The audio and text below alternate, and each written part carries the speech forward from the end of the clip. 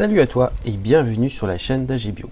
Alors aujourd'hui je vais te proposer cette vidéo qui est en fait un ensemble de séquences que j'ai pu tourner mi-décembre. Donc ça commence dans le jardin. Là c'est un de mes premiers retours depuis qu'on m'a enlevé mon plâtre et depuis qu'il arrête de pleuvoir parce qu'il y a eu énormément de pluie. Donc l'objectif de ce matin, ça va être de récupérer un petit peu les feuilles qui sont tombées de mon saule, et on va commencer par mon système aquaponique. Donc ça fait beaucoup de feuilles, donc beaucoup de travail pour nettoyer tout ça. Et oui, comme ça fait plusieurs semaines que j'ai pas pu sortir, ça fait beaucoup de masse accumulée, mais c'est pas grave, on va pouvoir utiliser tout ça. Donc j'en ai plein dans le système, dans les bacs de culture, mais tu peux voir aussi qu'il y en a tout plein à côté. Alors là je te montre une petite salade qui a poussé, il y en a d'autres hein, mais qui sont un peu plus petites.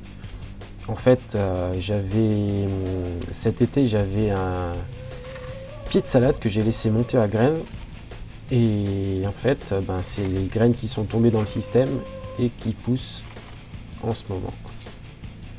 Donc malgré le froid, malgré le petit gel qu'on a eu, comme c'est un petit peu protégé par les différents murs de la maison, et ça résiste quand même au froid et ça se développe quand même un petit peu. Voilà, bon, je m'arrête là sur la séquence, tu as compris un peu le principe, hein. Voilà, on récupère les feuilles, on nettoie tout ça, on fait un bac de culture bien propre. Et puis surtout on récupère les feuilles pour alimenter le jardin. Et ça on verra par la suite. Après avoir nettoyé les bacs de culture, on va nettoyer le sol. On récupère tout ce qui est au sol. Donc tu vois, ça fait beaucoup de matière. Alors bon, là c'est un petit peu c'est un peu compliqué. Je fais ça à la main parce que je tiens en même temps la caméra. Hein, bon, bien sûr si tu as une pelle et une balayette ça sera beaucoup plus facile.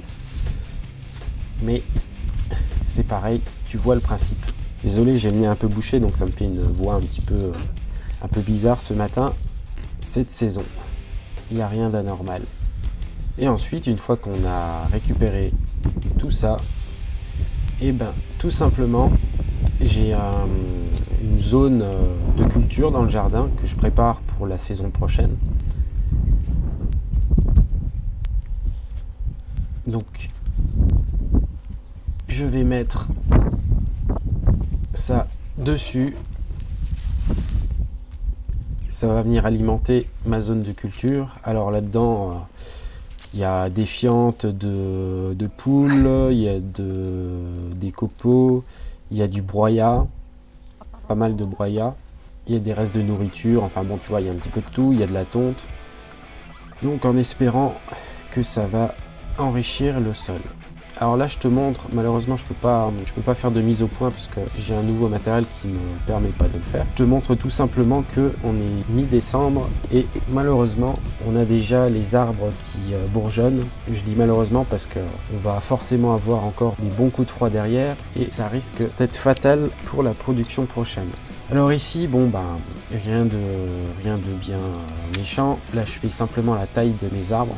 Alors en fait, je t'explique rapidement, c'est pas des arbres productifs, c'est en fait des rejets, des pousses spontanées de cerisiers, de coatiers, de choses comme ça. Bon, ça produit quasiment rien en fruits.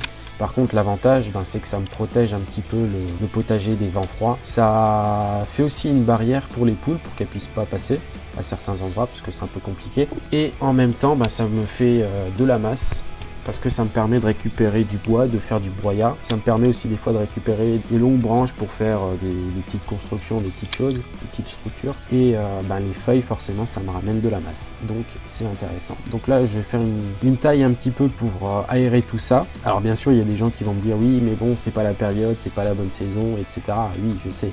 Mais bon, là pour le coup, c'est pas très grave.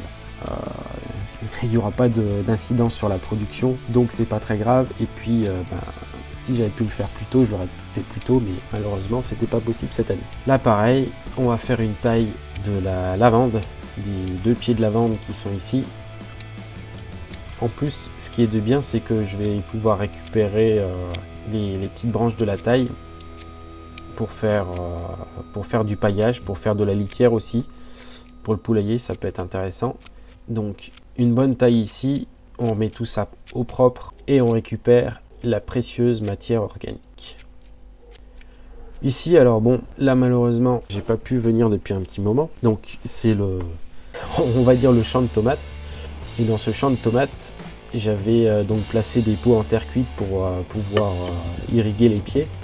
Donc il faut savoir que les pots en terre cuite, comme ils sont un petit peu poreux, ils vont laisser passer l'humidité. Donc quand on les remplit et qu'on bouche le fond, bien sûr, avec un bouchon en liège ou autre, ça permet de diffuser un petit peu plus lentement l'eau dans le sol auprès des racines des plantes, donc là en l'occurrence des plantes tomates, et donc ça permet de gaspiller moins d'eau et de diffuser de façon un peu plus homogène, on va dire. Comme ces pots sont poreux, ça veut dire que l'eau et l'humidité vont pénétrer à l'intérieur, et avec le gel de l'hiver, ça risque de les abîmer ou tout simplement de les faire éclater.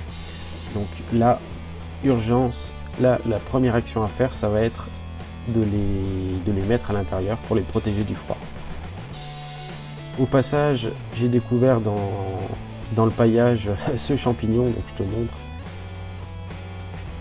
Et ici, alors bon, fait une petite taille de ronces. En fait, l'objectif c'est de dégager un petit peu les sorties des tonneaux, des réserves d'eau. Et en même temps, en passant par là, on vérifie que les tonneaux ont bien été vidés pour la même raison que précédemment, c'est-à-dire pour que les robinets soit pas détérioré suite au gel. Alors ici on est sur un groseillier, donc le groseillier, bon, il n'a pas spécialement besoin d'avoir une taille, mais je vais quand même couper quelques branches qui gênent un petit peu, enfin voilà, histoire d'aérer un petit peu, et je vais te montrer pourquoi je vais faire ça.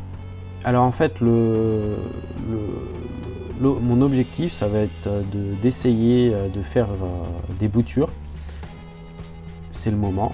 Donc ce que je vais faire, c'est que je vais prendre des petits godets que je vais remplir avec du terreau, et dans ces petits godets qu'on voit ici, alors là pour le coup c'est du rosier. Là la branche que je suis en train de mettre, en fait j'avais une branche qui me gênait dans mon passage, donc je l'ai coupée et puis je fais un essai. Bon, c'est pas, on verra si ça marche. Si ça marche, c'est très bien. Si ça marche pas, c'est pas grave. Donc les deux branches que j'ai récupérées du groseillier, tu vas voir, il n'y a rien de sorcier. Je mets ça dans la terre, je coupe un petit bout, je recoupe un autre bout, je remets dans la terre. Alors bon, là c'est pareil, je tiens la caméra. J'ai pas envie de la poser dans la flotte, donc je tiens la caméra d'une main et je coupe de l'autre, ce qui n'est pas du tout pratique, ce qui fait des coupes pas très nettes, mais tu vois le principe. Donc là, voilà, une fois que j'ai fini, je vais bien arroser tout ça et je vais le mettre à l'abri du froid. On va laisser ça pendant un bon moment et puis on verra ce que ça donne. Si ça donne des groseilliers, c'est très bien. Là, c'est pareil, j'en fais plusieurs. Là, tu vois que j'en ai fait 6. J'en ai fait encore d'autres. Même si j'ai que un seul pied sur tout ce qui va bouturer, moi, ça me va très bien. Et puis, si j'en ai plus, c'est pas grave. Je pourrais en planter plusieurs ou bien tout simplement en donner à mes voisins. C'est une petite action toute simple, toute facile. Ça m'a pris, 5 minutes. Et puis, on verra ce que ça donne. Voilà. C'était ma dernière séquence. Donc, sur ce, je te souhaite une bonne journée. N'oublie pas de liker la vidéo. Tu peux t'abonner à la chaîne. Et puis, aller faire un petit tour sur la boutique. Allez, je te dis à la prochaine. Ciao.